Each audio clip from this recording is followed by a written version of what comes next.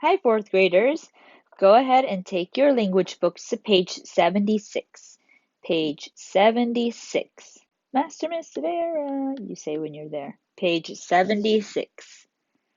Okay, cool. So let's look at the nice blue box up here where it says effective communicators use sentences or use sentence clues to choose words. Don't be confused by these words. Wow, they're very excited. It's with an apostrophe is it is. Now, when it doesn't have an apostrophe, it's a possessive word. So you're talking about something that owns another thing.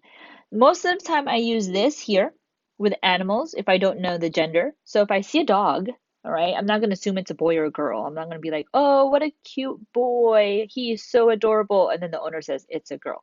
So that's embarrassing. So in my head, I'll say, oh, it's so cute. Or its tail is so fluffy, even though I don't know if it's a boy or a girl until they tell me. So I usually use its when I'm talking about like animals that I don't know the gender of yet. Possessive means they own something. Your with apostrophe is you are. Your without the apostrophe E is possessive. Now, I don't remember if I went over this with the fourth graders last year or the third graders this year, but I know adults who get this wrong all the time. All the time. They use the apostrophe RE in the wrong places, or they don't use the apostrophe E when they have to. I had a teacher friend once who got this wrong all the time, honestly, and it's kind of embarrassing to correct them because they should know, especially if they're a teacher. And then here, they are with an apostrophe is they are. Their without it with EIR is possessive. That means they own something. And then here, there, just THERE just talks about where something is. So taking a look at think A, they give us two choices. They want us to use it or its with the apostrophe, and we have to be very careful, okay? So we'll fill in the blanks. I'm going to use a darker color, a darker blue, maybe a thinner font. Okay, so the first one says the trapdoor spider spins its web underground. Now we know it's it, we just don't know which it's. So remember, this means it owns something. This means it is. If I put it's like this with the apostrophe, I'm saying the trapdoor spider spins it is web underground, and that does not make any sense at all. So it's this it, no apostrophe. It owns a web underground. Number two, it's an unusual sight to see. So I'm going to put it, and I want to say it is an unusual because that makes more sense. So if I put an apostrophe, I'm breaking it down to it is an unusual sight to see, which is true. Number three, each web is built in a little burrow, and each web has its door attached with silken hinges. So I know it's, okay. Do I need an apostrophe? If I put the apostrophe, I'm saying it is. So I'll start here. Each web has it is door attached. That doesn't make sense. So I don't need an apostrophe. Okay. If you want to try this on your own, you can. You can pause the video. Number four, it's stubby legs. So again, they're talking about the spider. I don't know if it's a boy or girl. That's why we're using the term it's. So it's stubby legs. If I put an apostrophe, I'm saying it is stubby legs. That doesn't make sense. So I'm going to leave it alone with no apostrophe. Its stubby legs are not good for digging. Its special teeth God gave the trapdoor. Oh, here. Now, I know you think it could be without the apostrophe, but if I do put the apostrophe, it's saying it is the special teeth God gave the trapdoor spider. Makes more sense. So it is a special teeth God gave the trapdoor spider that help it make its home. Now, if I put an apostrophe there, I'm saying it is home. But I don't need to because it's talking about how it owns the home. I know this got so confusing with repeating it's all the time. But like I tell you many, many times, if you continue to read a lot out loud or independently for fun, you'll get used to which it's to use, I promise. Same thing with this next part, the your. I'm going to use purple, excuse me, for think B. This one, it's nice dark purple. So this one means possessive. This first your means possessive. The second your means you are. And I told you a lot of people get this one confused. So number one, is that your grandmother in the photograph? So I'm not saying is that you are a grandmother in the photograph. Is that you are a grandmother in the photograph? That doesn't make sense. So we are talking about the possessive form of your, they own a grandmother. Number two, you're the one who has the key, aren't you?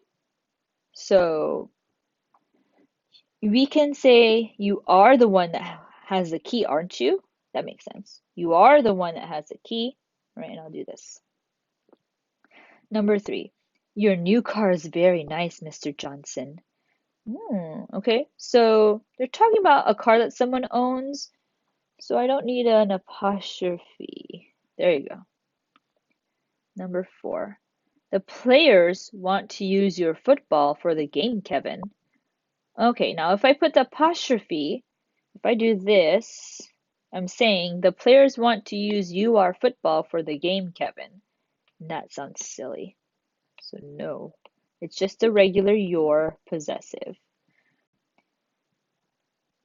Number five, if you're going with us to the beach, you will want to bring sunglasses. If you are going to the beach with us, okay, that makes sense. If you're going with us to the beach, you will want to bring sunglasses. Okay. I hope that wasn't too challenging. Now here I can get challenging because there's three of them. We've got this there, this there, this there. So this breaks down to they are. Oh, sorry, I'll just repeat it. They are. The second there means possessive. Okay, someone is owning. A group of people own something, and then this there here is just like, oh, there it is, or I went there yesterday. So number one, the Harpers painted their house a light color blue. They own the house, so I'm saying it's possessive. Because if I put the one with the apostrophe, you're saying the Harpers painted their house a light colored blue. And I'm not talking about a location with the T-H-E-R-E. So they own the house. So it's T-H-E-I-R. Number two, they're going to Arizona. Oh, I can hear it. They are going to Arizona. So I'm going to write there with the apostrophe like that. They're going to Arizona for their vacation. Okay, now you might think we're talking about location, not quite. We're talking about how they own the vacation.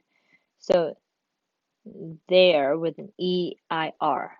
They're going to Arizona for their vacation. Number three, a quarter is lying on the floor over there. Oh, they found money over there. Okay. Number four, the students displayed their artwork in the hall. So they own art. So I'm going to talk about there like that. The students displayed their artwork in the hall. These tomatoes are huge. They're the biggest ones I've ever seen.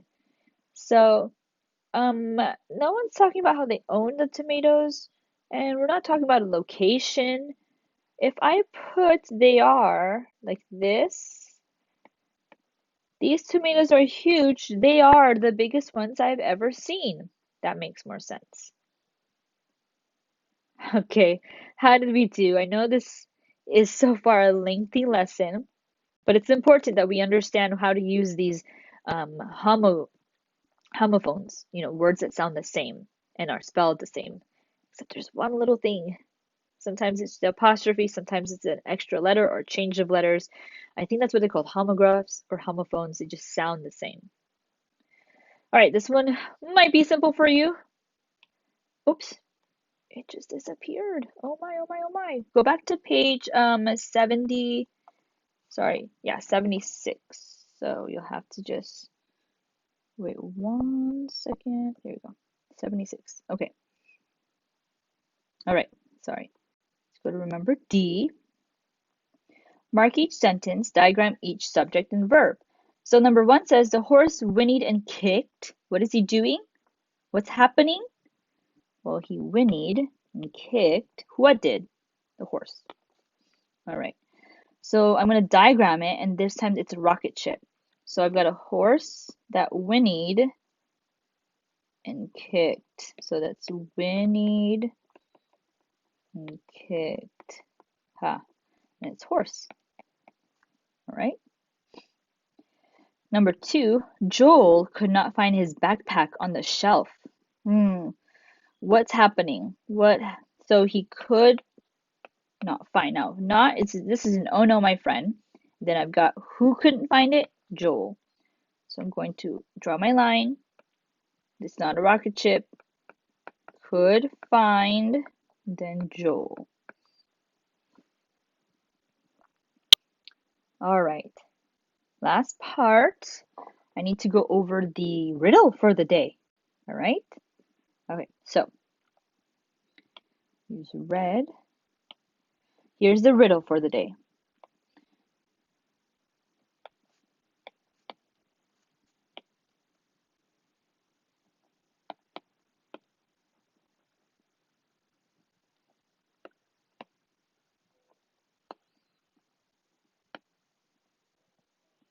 Which of Santa's reindeers has bad manners?